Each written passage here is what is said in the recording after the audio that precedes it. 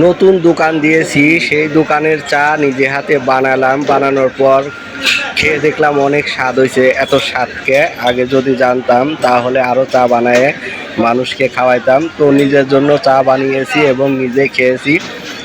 আরও যারা আছে তাদেরকে চা খাওয়ানোর জন্য অপেক্ষায় বসে আছি। যদি কেউ আসে তাহলে তাদেরকে চা বানিয়ে খাওয়াবো।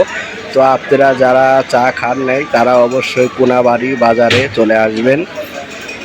এখানে নিত্য নতুন অনেক কিছু পাবেন এবং অনেক চা আছে, দুধ চা আছে, রং চা আছে এবং দুধ চার স্পেশাল কিছু ফর্মুলা আছে, সেগুলো দিয়ে আমরা মানুষকে চা খাওয়াচ্ছি। চাটা অনেক সুস্বাদু।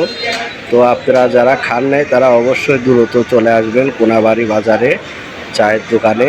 এখানে সব রকমের খাবার পাবেন এবং দুপুরে যারা নাস্তা করবেন তারা এখানে চলে আসবেন। এখানে বিভিন্ন ধরনের বিস্কিট, রুটি এবং আরও ইত্যাদি ইত্যাদি অনেক খাবার আছে।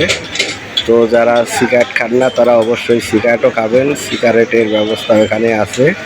অনেক সিগারেট, লাকি, ব্যানসন, ক্যামিস্টার এবং রয়্যাল, ব্ল্যাক ডায়মন্ড এরকম বিভিন্ন ধরনের সিগারেট আছে নেভি পর্যন্ত।